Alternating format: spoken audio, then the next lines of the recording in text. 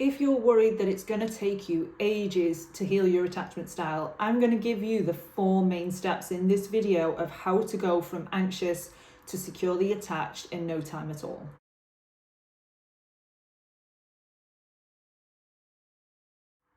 Hi, I'm Amy and welcome to my channel. I'm a certified attachment style coach. I help anxious attachers break the cycle of avoidant and emotionally unavailable partners so that you can embrace your independence and prevent future heartbreak. And in today's video, I'm going to give you the exact 4 things that I did to heal my attachment style from anxiously attached to securely attached. And these 4 steps are an amalgamation of the trainings that I've done and also my own personal experience. And those that have been around this channel for a while will know that throughout my entire adult life, I was anxiously attached. I was really attracted to emotionally unavailable men, and most recently, a dismissive avoidant partner who I was in a relationship on and off for 7 years. So I just wanted to make this video today so that you have some sort of direction on where to go. Now, when I discovered attachment styles, it was like a light bulb moment. I'd found the missing puzzle pieces to why I could not function properly in relationships and why I would attract partners with similar traits. And if you're curious about what your attachment style is, I do have a free attachment style quiz. The link is in my bio. But before I get into this video, I just want to talk about what anxious attachment actually is. So all attachment styles are formed in childhood, and it's a bunch of subconscious patterns and subconscious beliefs and behaviors that are survival driven. Your attachment style was really created so that you could survive childhood. Now, whether that be people pleasing, maybe with your caregivers, you felt like you had to behave a certain way, maybe you had to prove that you were worthy, maybe you were frequently emotionally abandoned as a child, maybe even physically abandoned. And what this does is it impresses the subconscious mind from a very early age that I could be abandoned again. Your attachment style is a defense mechanism against this core wound and core fear, which in anxious attached is abandonment. So you will develop these behaviors such as people pleasing, such as clinginess, so that you can keep proximity to somebody because then they will be less likely to leave you. But this is counterproductive, as you've probably already found out in your relationships. The more you cling, the more you pull, the more you pressure, that person pulls away. It might cause you to hyper-focus on somebody in particular. It might cause you to completely abandon your own boundaries, your own values, in order to maintain the relationship so that you don't have to deal with feelings of abandonment again. And a lot of you will already know this, but maybe you can't seem to stop doing it. And I want you to cut yourself some slack because you didn't consent to this. You wouldn't have consented to a lifetime of people pleasing. You wouldn't have consented to a lifetime of foregoing your own needs to meet somebody else's. In your adult mind, of course you wouldn't have chose this. But if you can go back to childhood and think of yourself as a child who needs to survive, then of course it makes sense that you do these things. And if you grew up like me, I grew up in a household with very avoidant parents. I wasn't allowed to have feelings. I didn't feel like I mattered. I wasn't allowed to say what I wanted. I had to literally agree with my parents, otherwise there would have been some sort of punishment. And this absolutely bled into my adult relationships where I wouldn't have boundaries. I would mold myself to be who I thought they wanted me to be so that I wouldn't feel abandoned. And there are lots of core beliefs and core wounds that are associated with anxious attachment. I'm not going to go through all of them in this video because it would take all day. But if it is that you're interested in a more personal approach, I have created a blueprint of exactly what I did to move from anxious attached to securely attached. If you're interested in one-to-one coaching, the link for that is in my bio, or feel free to drop me an email and let's connect. So the first step in healing your attachment style is noticing. You want to notice what it is that you're doing in your relationships. And during this step, I really found journaling particularly helpful because I was able to stay present with myself. I was able to look at things objectively and look at the facts of what had happened and kind of take the emotion out of it and see things clearly. And I started to see how this attachment style was formed. Memories would come up. I would remember times where I was heavily punished for doing something particularly small, which again compounded that belief that I had to work hard for approval, that I had to work hard to prove that I was worthy of love and affection. It wasn't freely given as it would have been in a secure household. The love was very unconditional, or felt unconditional. There were many times where I had heavy emotions that were dismissed by my parents. I thought there was something wrong with me. I shouldn't be feeling this way. There was quite a lot of unintentional gaslighting in my childhood. And a big thing that I noticed was that even when I had moved out of my childhood home, I still did these things to myself. I would still gaslight myself. I would still have to prove to whoever I was with that I was worthy. And this happened in jobs, in friendships, in relationships, even with my finances. I didn't feel like I was worthy of having secure finances. So essentially what happens is that this becomes your comfort zone.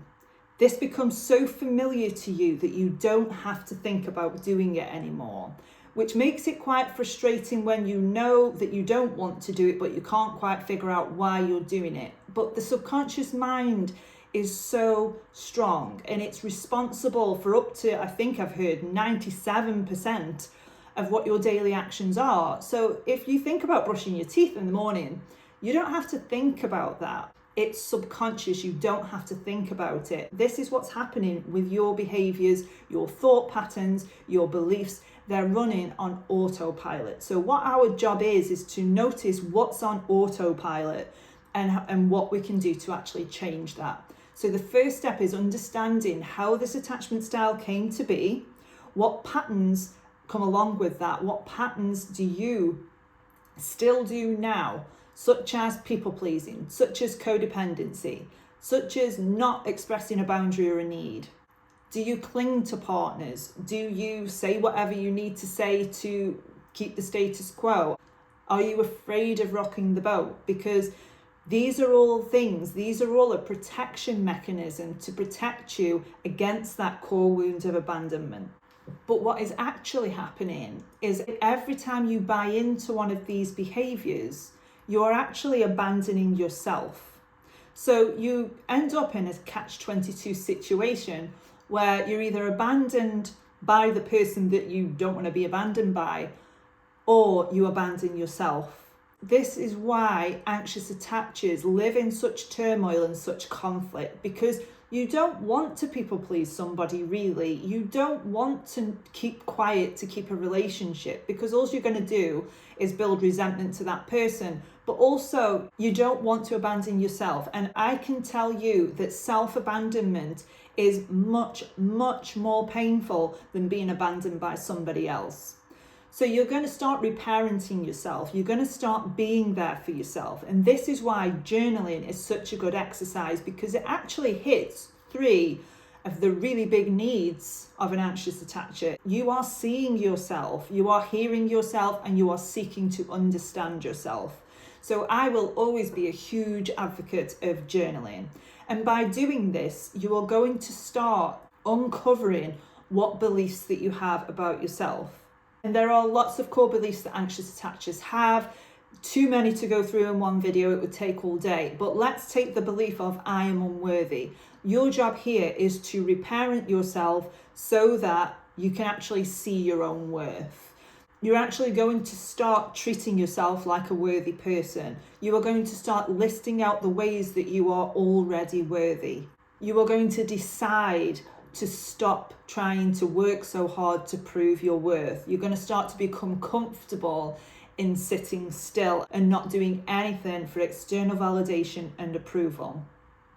Which brings me on to the second stage, which is reprogramming those core beliefs and core wounds. And there are several ways to do this. It isn't a one size fits all, but healing a core wound is really about aligning your thoughts, your beliefs, your actions together. Let's take the core wound, for example, of I'm abandoned.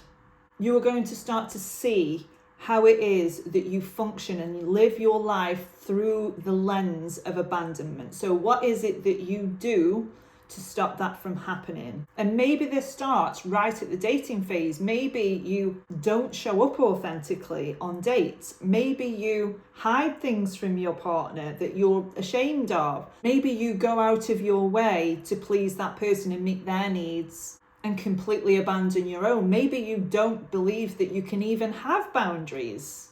And these are all self-sabotaging when it comes to relationships. But because of how the subconscious mind has been wired, it makes you think that you need to do all of these things because you can't possibly face the abandonment. So if you can heal that core wound of abandonment, you won't need to do any of these actions. You won't need to show up inauthentically in your relationships because you won't be afraid of someone leaving you. Instead of thinking, well, this person's abandoned me, so that must mean that I'm unworthy and I'm not good enough, you're going to start thinking, well, maybe we just weren't a right fit for each other. So look at exactly how you live your life through this belief.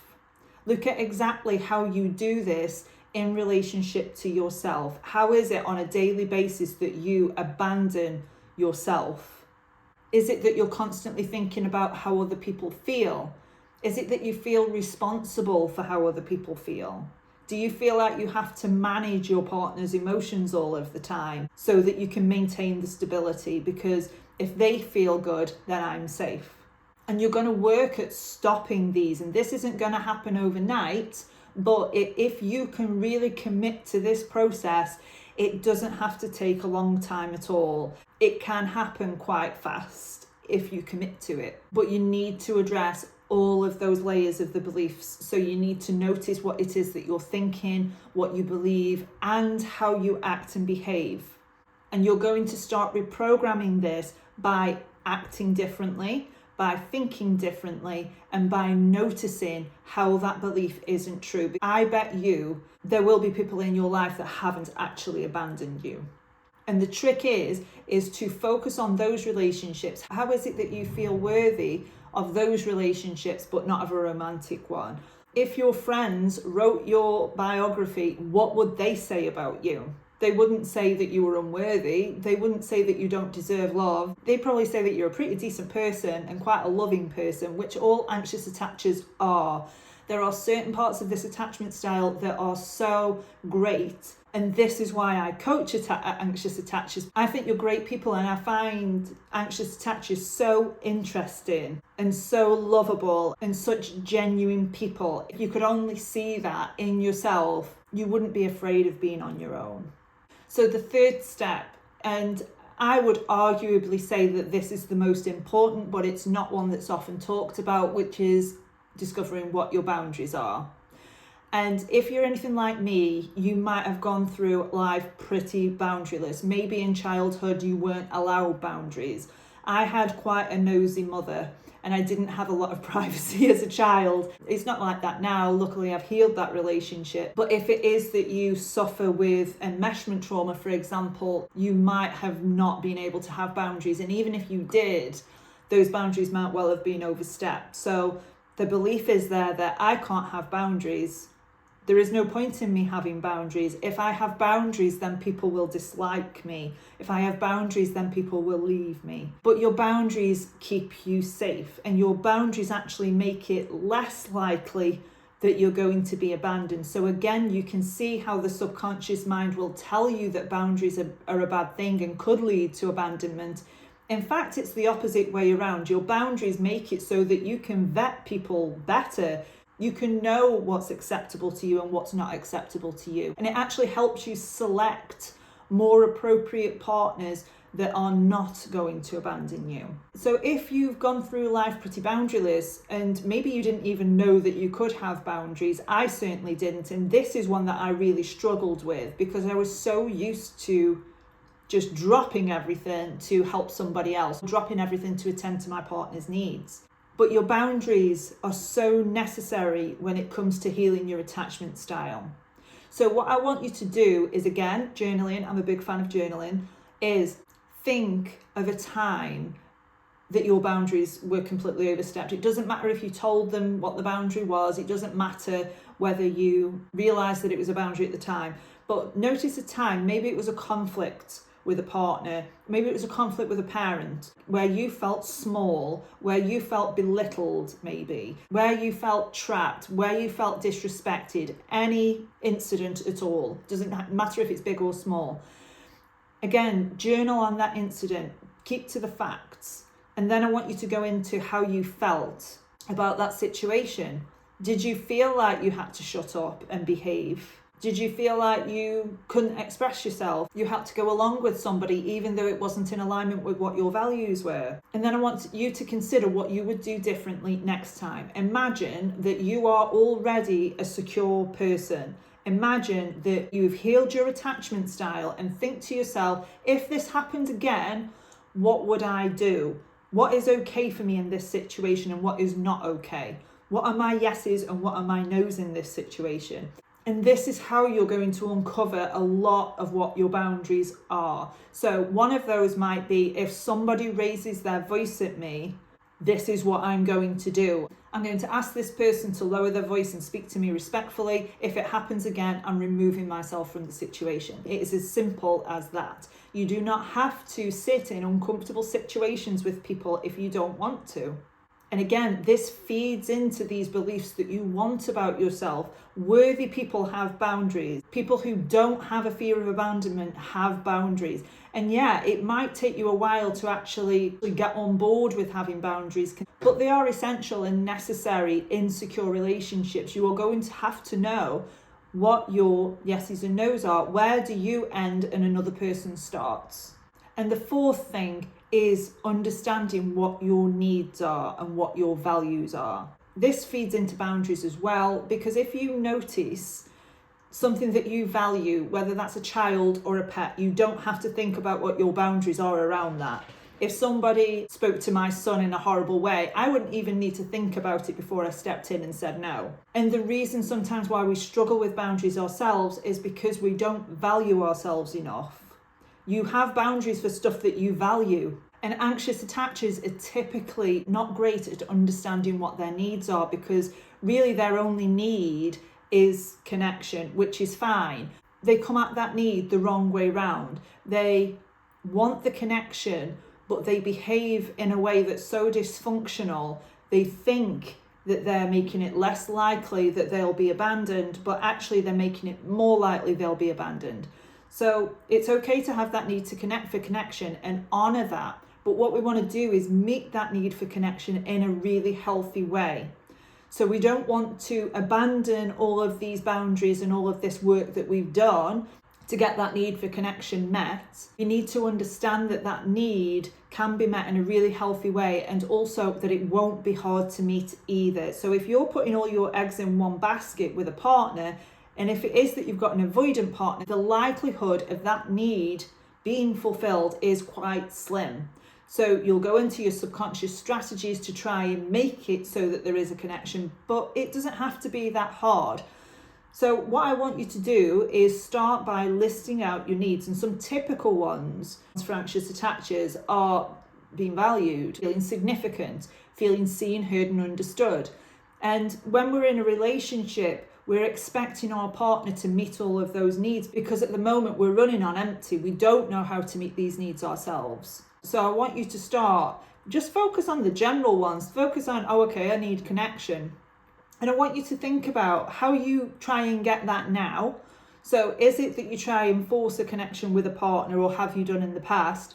Or do you just sort of sit in white knuckle loneliness? How is it that you can meet that need for connection right now on the outside? So do you have friends that you can connect with, for example? Are you part of a forum? Do you socialize at work? And list all that out. But then I want you to look at how you can meet that need for connection in relationship to yourself. So in other words, how can you connect with yourself more? And just as a clue, you can connect with yourself more by knowing what your boundaries are, by knowing what your beliefs are, by knowing what your yeses and nos are, and who you are all by yourself. And a really, really good technique for doing this is checking in with yourself frequently throughout the day and asking yourself, what do I need right now? Okay, I'm feeling a little bit anxious right now. I could do with calming myself down a bit, so I'm going to go and take a bath. That is how you're going to consistently start meeting your needs yourself. So when someone comes along, you're not going to be feeling like you need that person to fulfill your own needs. You're not going to do that. And this is not what secure people do. Secure people naturally know how to meet their own needs, so that when potential partner comes around, they can vet them. They're thinking, do I like them? Not the other way around. The anxious attached quite often is thinking, do they like me?